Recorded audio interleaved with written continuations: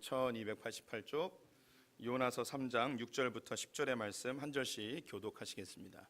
요나서 3장 6절에서 10절 구약성경 1288쪽 교독하겠습니다. 그 일이 느느웨 왕에게 들림에 왕이 보좌에서 일어나 왕복을 벗고 굵은 베옷을 입고 제 위에 앉으니라.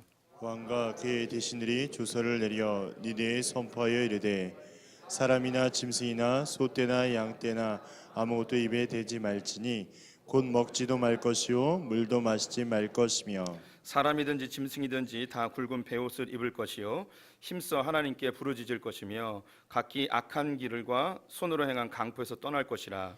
하나님이 뜻을 돌이키시고 그 진노를 그치사 우리가 멸망하지 않게 하시리라. 그렇지 않은 줄을 누가 알겠느냐 한지라. 함께 읽습니다. 하나님이 그들이 행한 것 곧 그 악한 길에서 돌이켜 떠난 것을 보시고 하나님의 뜻을 돌이키사 그들에게 내리라고 말씀하신 재앙을 내리지 아니하시니라. 아멘. 오늘도 주님의 보좌 앞으로 나오신 성도님들에게 하나님의 은혜와 평강이 함께 하시기를 축원드립니다. 우리 옆 사람에게 반갑게 인사하겠습니다. 하나님 당신 편이십니다. 네, 감사합니다. 우리 요나에 대해서 함께 살펴보고 있는데요. 요나는 니느웨로 가라는 불편한 명령을 받았습니다. 여기에 불순종하였고 땅끝으로 여겨졌던 니느웨로 다시스로 향하게 되어지죠. 하나님 풍랑을 일으켜서 요나의 마음을 돌이키려 했지만 여전히 불순종하였고 결국 물고기 뱃속에서 3일을 지내다가 그는 기적적으로 살아나게 되었습니다. 니느웨로 향했던 이 요나는 3일 길을 돌아야 되는 이 성벽을 하루만 돌면서 40일 이후에 니느웨 성이 멸망할 것이라고 선포를 합니다. 원래 선지자는 심판과 함께 회개를 촉구하는 선포를 해야 하지만 역시 심판에 대해서만 이야기하고 회개는 이야기하지 아니하는 불온전한 순종을 하게 되어졌죠. 그럼에도 불구하고 이 니느웨 사람들은 하나님을 믿고 금식하며 자신들의 죄악을 떠나 회개하는 일이 벌어지게 되었습니다. 이 요나는 억지에 순종을 하였는데 니느웨 사람들 그것을 보고 회개하는 놀라운 역사를 일으켰죠. 이 요나의 사건은 예수 그리스도를 그대로 보여주고 있습니다. 이미 요나가 물고기 뱃속에 3일 동안 있었던 것이 예수님의 죽음을 이야기하고 그가 물고기 뱃속에서 나온 게 예수님의 부활을 상징함을 이야기했습니다.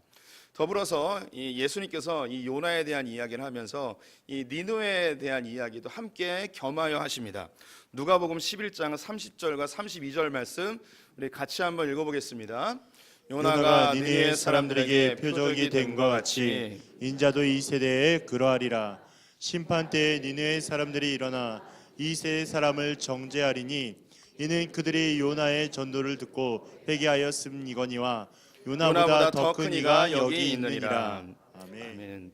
예, 참 하나님의 말씀이 신비로운 것이 구약에 나와 있는 사건들을 다 종합하여서 예수 그리스도를 살아내십니다.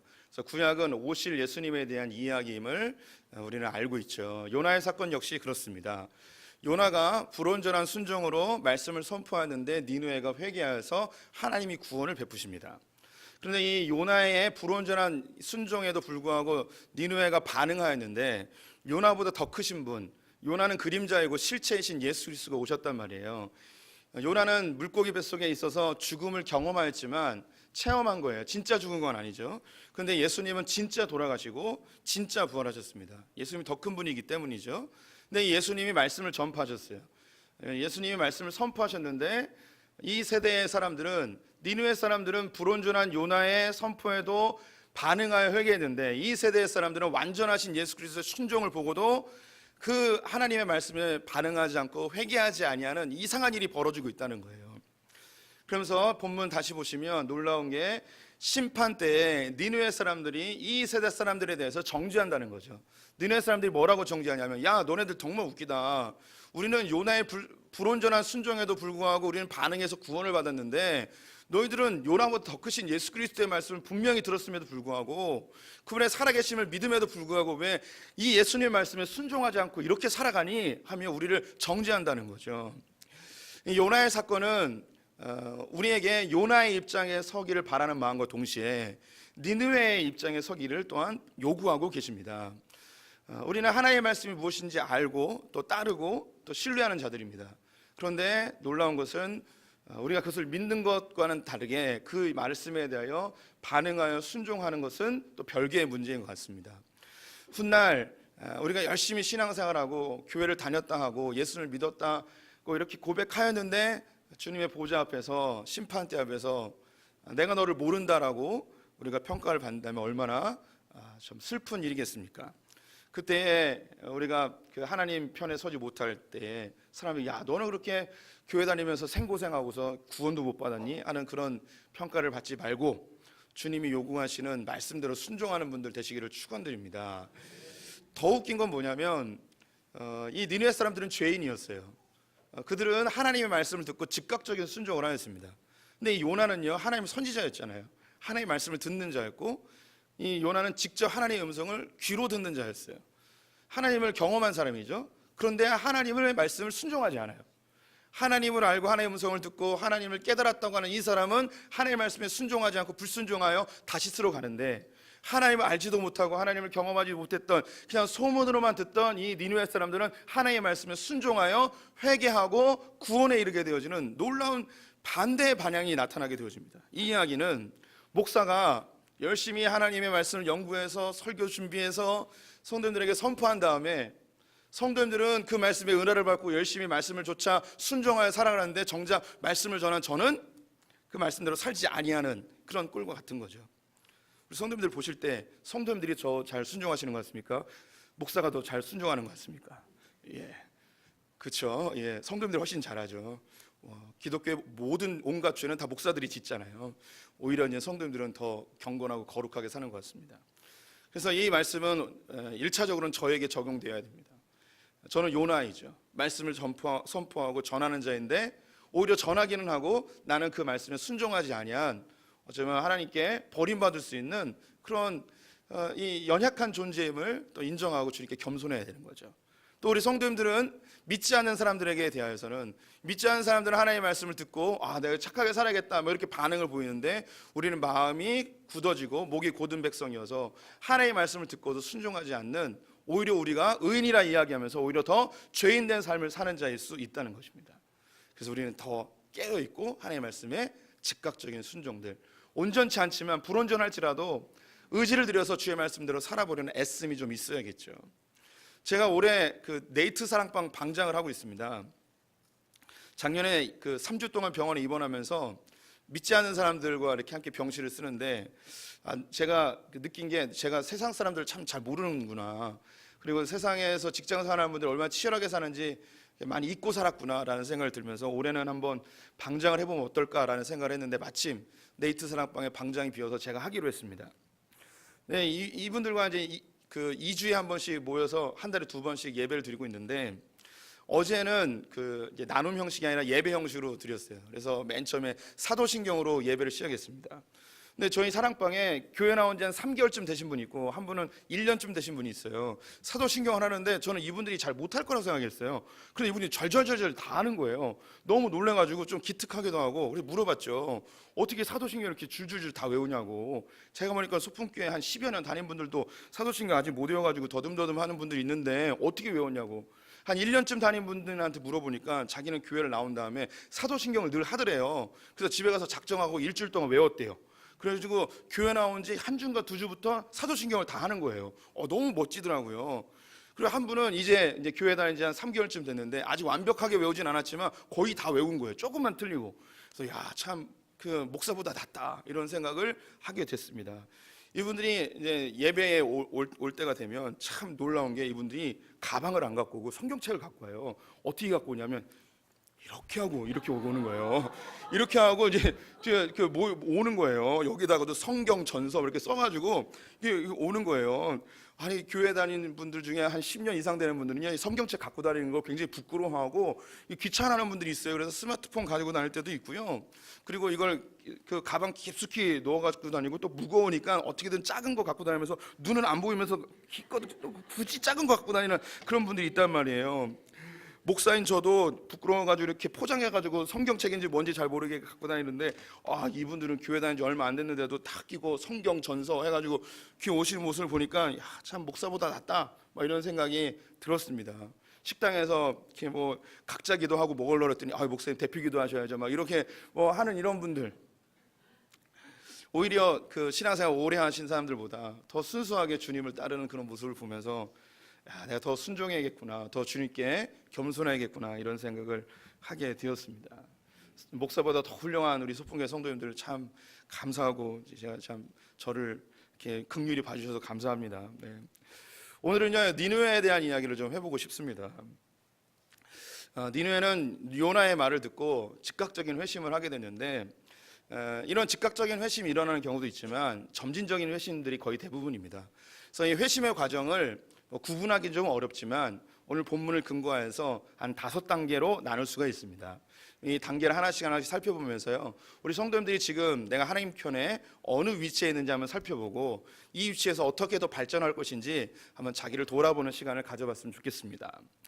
먼저 하나님께서 한 영혼을 구원하기 위해서 먼저 첫 번째로 하시는 게 뭐냐면 사전 작업을 하세요. 밑작업을 하세요. 오늘 이 니느웨가 요나의 말을 듣고 즉각적인 회심을 하게 되어지잖아요. 이거는 거의 불가능한 일입니다. 이미 지난 시간에 언급하였듯이 이 요나는 이 아수르가 정복해야 될 땅이고 적국이에요. 이 적국의 선지자가 와가지고 자기가 믿는 하나님도 아닌데 갑자기 수도에 와서 이 성이 40일 후에 망할 겁니다는 재수없는 소리를 한다면 분명히 잡아가지고 패거나 죽이게 되는 것이 당연한 이치이겠죠. 근데 이 요나의 이야기를 듣고 이 히브리에 살아가는 아주 촌스러운 사람의 이야기를 듣고 전 당시 최고의 국가의 수도 사람들이 다 회심을 한 거예요. 이건 있을 수 있는 일이 아니거든요. 우리가 지난 시간에 언급했듯이 하나님께서 이 요나가 도착하기 전에 그 뒤에 밑작업을 하셨을 가능성이 매우 높아요. 이건 성경 전체에 나타나는 하나님의 일이기도 하죠. 학자들은 3가지를 예상하고 있어요. 첫째는 지진이 일어나거나, 두 번째는 별자리의 흉흉함이나, 세 번째는 전염병일 가능성을 점치고 있습니다. 근데 제가 개인적으로 생각할 때에 전염병이 돌았지 않았을까 싶습니다. 왜 이런 추측을 하게 되냐면 그들이 회개를 금식을 선포하고 베옷을 입고 그들이 물도 마시지 아니하며 그들이 집에서 하나님을 부르짖고 있을 때에 하나님이 그들을 구원하셨음에 대한 즉각적인 증거를 알았습니다. 하나님께서 우리를 구원하셨구나라는 어떤 증표가 그들에게 나타난 거죠. 뭐 지진이 언제 일어날지 또 모르기 때문에 여전히 불안할 수 있고, 별자리가 갑자기 이게 풀렸다거나 뭐 이런 것은 증표라고 보기는 어렵고, 사람들이 죽어가고 질병이 허덕이고 있는데 이 전염병이 더 확산되지 않고 병들었던 사람이 낫고, 이런 즉각적인 현상을 보고 하나님이 우리 도시를 이제 심판에서 벗어나게 하셨구나라는 그런 깨달음이 있지 않았을까 개인적으로 이렇게 추측을 해봅니다. 어떤 것이든 관계없이 하나님께서는 이 니느웨에 요나가 도착하기 전에 밑작업을 하신 거예요. 그래서 그들의 마음을 가난하게 하였고 그들이 하나님의 말씀을 믿고 회개할 수 있게끔 하나님이 작업을 하신 거죠. 제가 네이트 사랑방을 이렇게 인도하고 있는데 저희 사랑방에 한 분이 이제 교회 다닌 지 한 3-4개월 되신 분이 있어요. 이분이 소풍교회 오게 된 이야기를 들으면 참 놀랍더라고요. 이분이 예전에는 주한장로교회 좀 다니셨다고 합니다. 뭐 다닌 거라기보다는 부인이 거기를 다녀서 한 10여 년 다녀서 차를 가지고 데려다주고 데려오는 일을 하셨대요. 그래서 데려다주고 예배는 안 드리고 주차장에서 좀 주무시고 가끔 몇 번 예배 드리러 들어가고, 이게 전부였는데 부인이 교회를 안 다니면서 자기도 안 다닌 거래요. 그런데 이제 퇴직 이후에 몸이 좀 안 좋으셔서 병원에 입원하셨는데 이 병원에 있는 병실 사람들끼리 막 뭔가 많이 얘기하잖아요. 그러다가 교회에 대한 이야기를 하더래요. 그래서 이들의 주제가 뭐였냐면 인천에서 어떤 교회가 제일 좋은 교회인가, 이걸 토의한 거예요. 저는 사람들이 참 그런 걸 얘기한다는 게 신비로웠는데요. 근데 그 중에 한 분이 이렇게 얘기했다는 거예요. 그래도 인천에서 제일 좋은 교회는 소풍교회지 라고 얘기한 거예요. 근데 이분이 소풍교회를 다니는 분이 아닌 거예요. 그래서 이분이 이제 듣고 있다가 소풍교회라는 데가 있나 보다, 이 교회가 인천에서 제일 좋은 교회인가 보다, 이렇게 그냥 마음속에 그냥 간직을 한 거예요. 그래서 이분이 이제 몸을 관리하기 위해서 헬스장을 다녔는데 헬스장에서 정말 좀 미친 사람처럼 자기를 보면 늘 웃고 인사를 잘하는 한 이건석이라는 사람이 있었대요. 근데 늘 인사를 잘하니까 좀 이상하더래요. 좀 질 떨어진 건 아닌가. 그런데 알고 봤더니 소풍교회를 다닌다는 거예요. 저렇게 잘 웃고 친절한 사람이 다니는 교회, 소풍교회인가 보다. 근데 이분이 또 산에 갔다가 배가 고파서 김밥집에 들어간 거예요. 김밥집에 들어가서 김밥을 먹는데 옆 테이블에 한 여성분이 앉아 있는 거예요. 근데 이분이 와가지고 전도를 하더래요. 교회 다니라고. 어느 교회 다니시냐고 했더니 소풍교회 다닌다는 거예요. 그래서 이 소풍교회 도대체 무슨 교회길래 자꾸 이렇게 나에게 접근해 오는가. 그래서 이번 주에 갑시다 그래서 와서 우리 교회 지금까지 다니고 있는 거예요. 그러니까 하나님께서 이분이 소풍교회로 오게 하기 위한 밑작업을 쫙 하고 계셨다는 게 막 느껴지는 거죠. 전율이 있지 않습니까? 이런 걸 신학적 용어로 하나님의 섭리라고 합니다. 한 영을 구원하기 위하여 하나님께서 환경을 조성하여 주님께로 돌아오게 하는 것. 우리 요한복음 1장 48절에서 50절 말씀 함께 읽어보도록 하겠습니다. 함께 읽습니다. 나다나엘이 이르되 어떻게 나를 아시나이까? 예수께서 대답하여 이르시되 빌립이 너를 부르기 전에 내가 무화과 나무에 있을 때에 보았노라. 나다나엘이 대답하되 라비여 당신은 하나님의 아들이시오 당신은 이스라엘의 임금이시로이다. 예수께서 대답하여 이르시되 내가 너를 무화과 나무 아래에서 보았다므로 믿느냐? 이보다 더 큰 일을 보리라. 아멘. 이 본문은요, 예수님께서 자기의 제자들을 부르시는 초기의 모습이에요. 그 중에 제자 중에 빌립이라는 사람을 부르셨는데 이 빌립이 예수님을 만나고 메시아인 걸 알게 되었습니다. 그래서 자기 친구에게 전도를 했어요. 그 친구가 나다나엘이었는데, 나다나엘아, 내가 그 어떤 예수라는 사람을 만났는데 이분이 메시아야. 너 한번 가서 만나보지 않을래? 그랬더니 이 나다나엘이 의심하는 거예요. 나사렛에서 무슨 선한 것이 날 수 있느냐. 왜냐하면 메시아가 베들레헴에서 태어난다고 이야기했거든요. 그래서 나는 믿을 수가 없다. 그랬더니 빌립이 그건 일단 뒤로 해놓고 한번 일단 가서 한번 와봐라. 한번 보고서 그분이 메시아인지 아닌지 네가 한번 확인을 해봐라. 그래서 얘를 데리고 이제 예수님에게로 인도에 갑니다. 근데 나다나엘이 걸어오는 모습을 보고 예수님이 그를 향해 이렇게 이야기합니다. 이스라엘 중에 저 사람처럼 선한 사람이 없다라고 이야기한 거예요. 이 나다나엘이 깜짝 놀란 거죠. 보자마자 자기들 뭘 안다고 내가 이스라엘 가운데 제일 선한 사람이냐고 이렇게 얘기하니까 그래서 물어봅니다. 아니 당신 나 언제 봤다 그렇게 얘기하냐고. 그래서 예수님이 네가 무화과 나무 아래에 있을 때가 보고 있었다고. 그래서 이게 막 참 동문서답하는 거예요. 그랬더니 나다나엘이 주님 당신은 하나님의 아들이십니다. 우리의 임금이십니다 라고 얘기하는 거예요. 메시아라고 이야기한 거거든요. 예수님도 황당한 거예요. 네가 이걸 믿냐? 야, 너 대단하다. 네가 이걸 믿으면 이거보다 더 큰 일을 볼 것이라고 한 거예요. 이 상황이 뭐냐면 나다나엘이 무화과 나무 아래서 뭘 했는지 몰라요. 기록돼 있지 않죠. 나단이 어떤 선한 일을 행할 수도 있고 하나님께 기도할 수도 있습니다.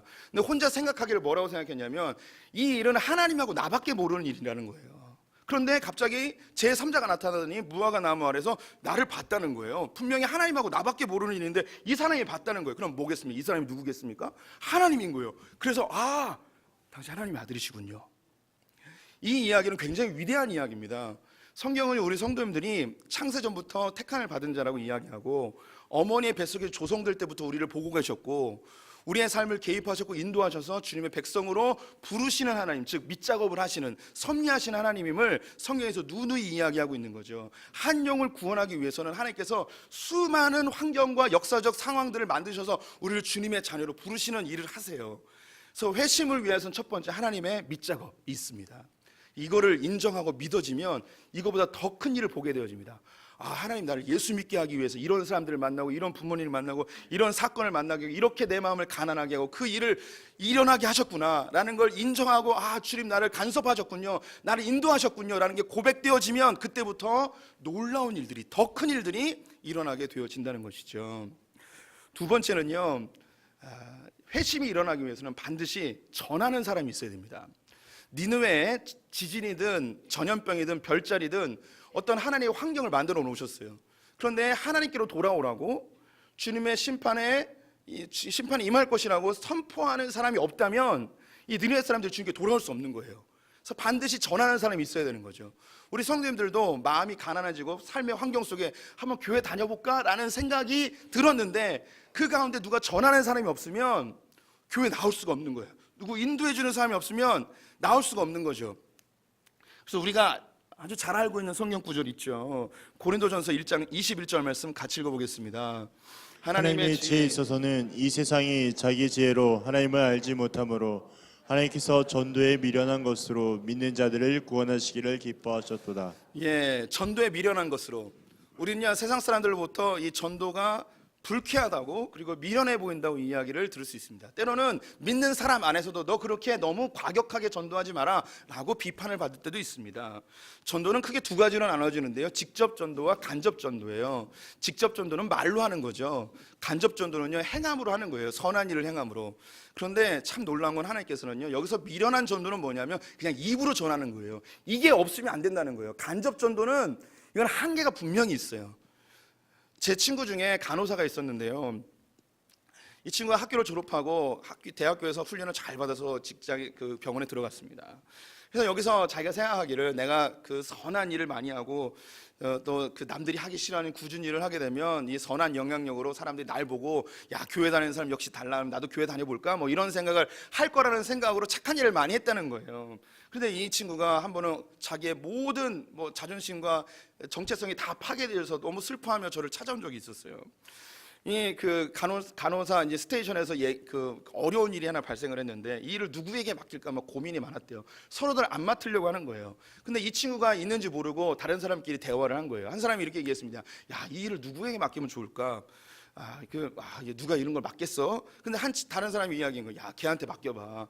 걔 할 거야. 아유, 이런 어려운 걸 걔가 할 리가 있나? 그래서 이 사람이 뭐라고 그랬냐면 걔 원래 착해서 해. 하는 거예요. 원래 착해. 이 이야기에 다 무너진 거예요. 자기는 전도하려고 착한 일을 했는데 사람들은 뭐라고 생각했냐면 원래 착한 걸로 생각을 한 거예요. 그래서 제가 그때 그 친구한테 얘기했어요. 하나님은 복음을 우리의 착한 행실로 그들의 마음의 문을 열 수 있지만 교회로 인도하는 것은 반드시 미련한 전도를 통해서 한다고. 네가 착한 일에서 그들의 마음을 열었다면 너는 반드시 얘기해야 된다고. 교회 한번 와보라고. 예수 한번 믿어보라고. 반드시 전하는 자가 있어야지 교회 올 수 있습니다. 우리 성도님들도 교회를 오게 됐을 때 부모님일 수도 있고요, 친척일 수도 있고, 가족일 수도 있고, 동료일 수도 있고, 친구일 수도 있습니다. 그 어떤 누군가의 전도로, 그들의 초대로, 그들도 뭐 대단히 뭐 예수님에 대해서 들어보셨습니까? 당신을 향한 놀라운 목적과 계획을 가지고 있습니다, 이런 거창한 정도가 아니고 그냥 교회 한번 와보라고, 내가 밥 사줄 테니까 한번 와보라고, 교회 오면 밥 공짜로 주니까 크리스마스 부활절에 한번 와보라고 해서 온 사람들이 여기에 지금 머물러 있는 거죠. 저도 중학교 2학년 때 저를 보고 오빠라고 부르던 친구가 하나 있었어요. 얘 좀 이상한 애였는데 저보고 자꾸 오빠 오빠 그러는 거예요. 집에 이렇게 여성들이 없어가지고 그랬는지 모르겠는데 이게 중학교 3학년 초기에 다른 반으로 흩어졌는데 저보고 자기 교회 와보라는 거예요. 예쁜 여자들 많고 문화개방 하니까 한번 와서 구경하라는 거죠. 근데 저는 그때 이제 2년 동안 교회를 쉬다가 딱 가게 됐어요. 근데 거기서 이제 하나님께 이제 붙들려 가지고 교회를 계속 다니게 된 거죠. 그 친구가 교회 한번 와보라고, 문화개방 한번 와보라고 이 이야기가 없었으면 저는 또 오랜 기간을 지나 다른 통로를 통해서 교회를 나갔겠죠.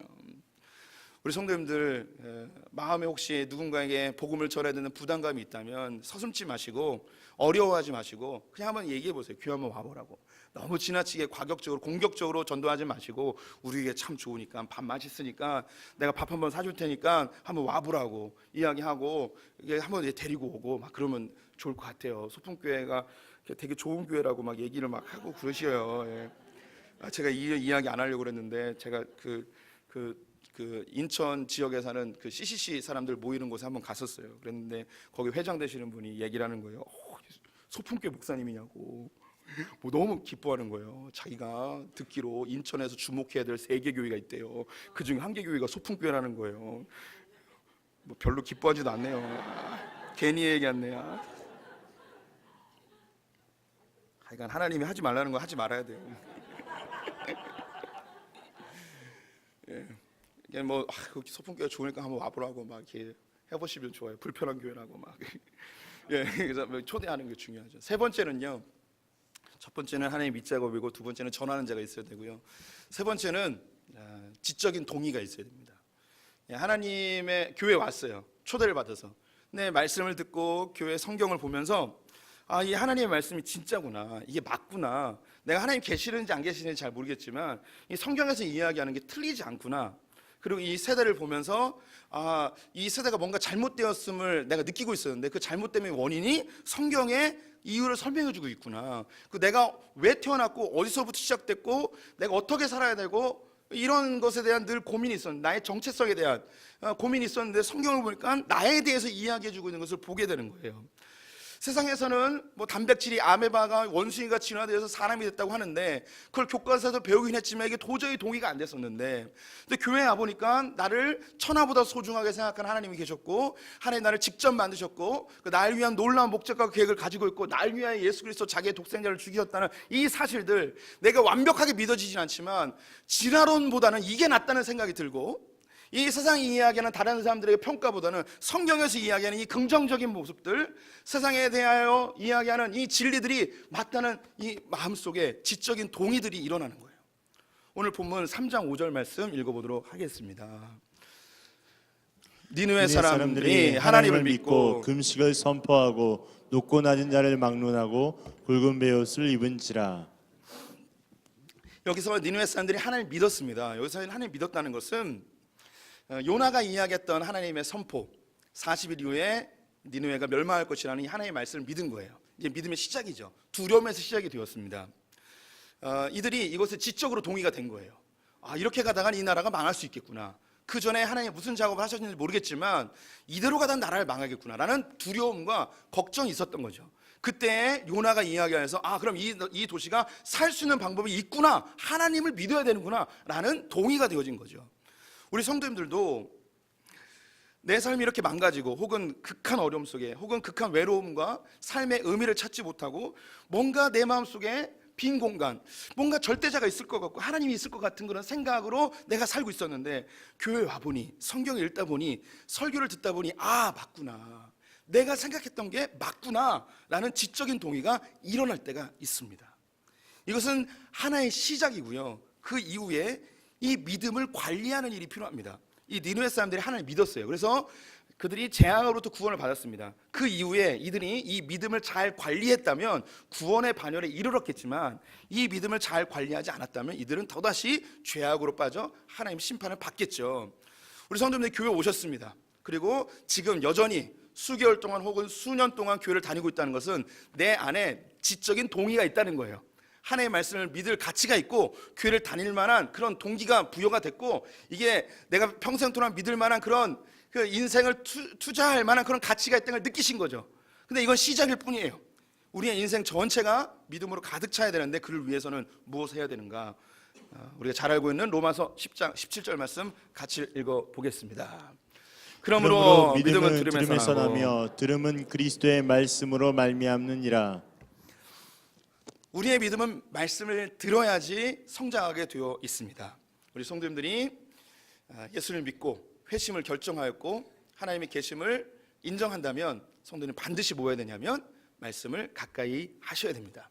말씀을 어떻게든 들으려고 노력을 하셔야 되고, 말씀이 잘 이해가 되지 않을 때는 설교를 들으시거나 혹은 그 어떤 뭐 책들을 신앙서적들을 읽으시면서 도움을 받으시면 좋겠습니다. 우리 성도님들이 이 하나님께서 주신 귀중한 선물인 이 믿음을 잘 간직하셔서 저 천국에 이르는 분들이 다 되시기를 축원을 드립니다. 네 번째는요, 회심의 과정 속에서 반드시 행동의 변화가 일어납니다. 오늘 본문 5절과 6절 말씀 읽어보겠습니다. 니느웨 사람들이 하나님을 믿고 금식을 선포하고 높고 낮은 자를 막론하고 굵은 베옷을 입은지라. 그 일이 니느웨 왕에게 들림에 왕의 보좌에서 일어나 왕복을 벗고 굵은 베옷을 입고 제 위에 앉으니라. 하나님을 믿었어요. 믿었더니 그 다음에 나타난 게 행동의 변화예요. 금식을 선포하고 베옷을 입고 니느웨 왕은 자기의 보좌에서 내려왔어요. 일어나가지고 자기 왕복을 벗어버렸어요. 그리고 굵은 베옷을 입고 제 위에 앉았습니다. 왕좌에 있던 사람이 제에 앉은 거예요. 가장 밑바닥으로 먼지예요. 제는 먼지예요. 먼지에 앉아버린 거예요. 그래서 가장 낮은 곳에, 가장 높은 곳에 가장 낮은 곳으로 오게 된 거죠. 그 안에는 두려움이 있었고 이 도시를 살려야겠다는 간절함이 있어서 이런 행동의 변화가 나타나게 된 것이죠. 우리 성도님들이 예수를 믿고 또 교회를 다니기 시작하면 행동의 변화가 조금씩 나타나게 됩니다. 예전에는 횡단보도를 그냥 지키지 않고 그냥 막 지나다녀도 아무런 죄책감이 없었는데, 이제 무단횡단을 하면 마음에 죄책감이 드는 거예요. 이상하게 하나님 막 보고 있는 것 같은 거죠. 두려운 거죠. 예전에는 거짓말도 그냥 밥 먹듯이 했는데 거짓말 한 번 하면 이 목이 자꾸 간지러워지는 이런 이상한 현상이 일어나는 거죠. 예전에는 니팔 네팔 하면서 막 욕도 잘했는데 이제 욕을 하면 안 될 것 같은 그런 생각이 막 드는 거예요. 그럼 이런 행동의 변화들이 조금씩 나타나는 거죠. 또 종교적 행위가 나타나는 거예요. 그래서 나도 모르게 흥얼대는 거예요. 찬양을 흥얼대기도 하고 나도 모르게 기도를 하게 되어지고 밥 먹을 때 식기도를 해야 될 것 같은 거예요. 뭐 약간의 죄수치유를 하는 듯하면서 안 하기도 하지만 그래도 뭔가 해야 될 것 같은 건 부담감들이 있고요.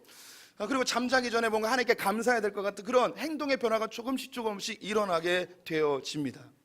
이미 많이 경험하셨고요. 그리고 지금 그런 변화의 가운데 있는 분들이 있을 수 있습니다. 행동의 변화가 일어나요. 반드시 일어나게 돼 있어요. 우리는요, 믿는 대로 행하게 되어 있어요. 돈이 우리를 행복하게 해준다면 우리는 어떠한 어려움과 그 장애물이 있을지라도 이 돈을 벌기 위해서 그걸 다 뚫고 가요. 왜냐하면 돈에 대한 믿음이 있기 때문에. 좋은 학번이 나를 행복하게 해준다는 믿음이 있으면 코피를 흘려서라도 좋은 대학을 가요. 왜? 믿음이 있기 때문에. 내가 예수 그리스도를 믿어야 천국 간다는, 주님을 믿어야만 행복한다는 이 믿음이 있으면 어떤 어려움과 힘듦이 있어도 이 믿음을 지키려고 하는 거예요. 우리는 결국은요, 믿음대로 살아요. 믿음대로 살게 되어 있어요. 그래서 우리가 예수 그리스도를 믿는다, 하나님 믿는다 하면 행동의 변화가 조금씩 일어나고 있습니다. 그때 괴로워하지 마세요. 내가 예수 괜히 믿어가지고 이런 죄책감이 있는가? 그런 갈등하지 마시고, 아, 내가 지금 잘 가고 있구나 라고 생각하시면 되겠습니다. 5번째 단계는 무엇인가? 죄에서 돌이키는 단계입니다. 이게 진짜 회심이고 회개라고 하는 것이죠. 8절과 9절 말씀 같이 읽어보겠습니다. 사람이든지 짐승이든지 다 굵은 베옷을 입을 것이요 힘써 하나님께 부르짖을 것이며 각기 악한 길과 손으로 행한 강포에서 떠날 것이라.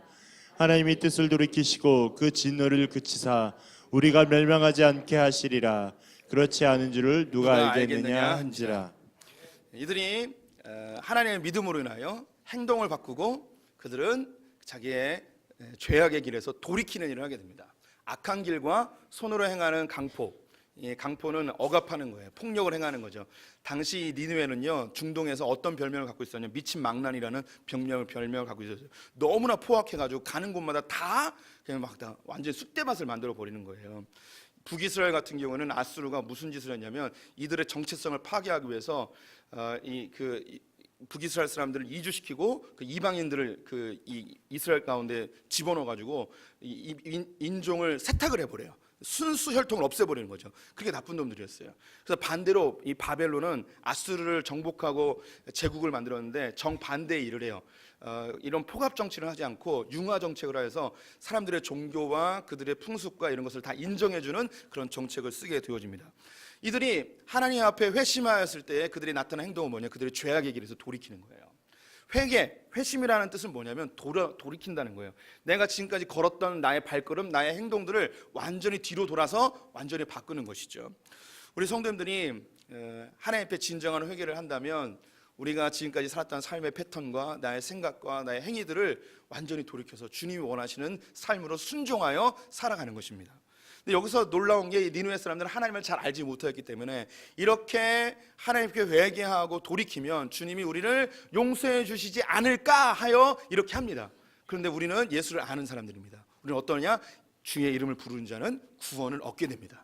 이 세상에서 돌이키는 자는 반드시 구원받을 것을 우리는 말씀을 통하여 확증을 얻은 자들이죠. 니느웨 사람들은 몰라서 이렇게 하면 주님 혹시 우리를 건져 주실까 하였지만 하나님께서 그들에 대한 재앙을 돌이켜서 그들을 구원하시죠.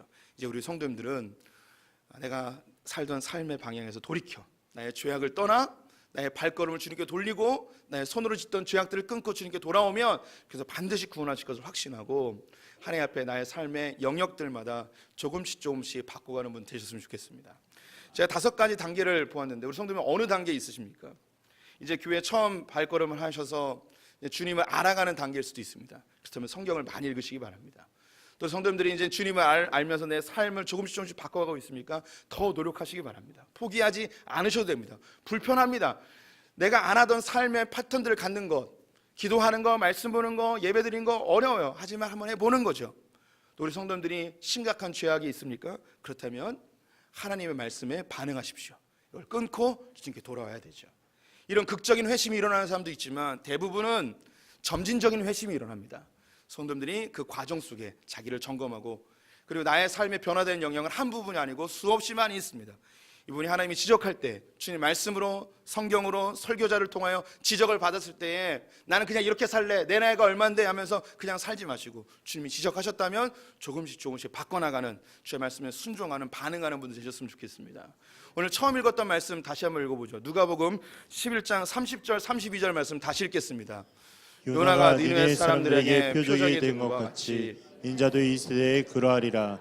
심판 때에 니느웨 사람들이 일어나 이 세대 사람을 정죄하리니 이는 그들이 요나의 전도를 듣고 회개하였음이거니와 요나보다 더 큰 이가 여기 있느니라. 마지막 때에 니느웨 사람들에게 정죄받는 자들이 아니라 예수 그리스도의 말씀을 받았다면 그 말씀대로 한번 살아보는, 그렇게 살아보기를 애쓰는 성도님들 되시기를 축원드립니다.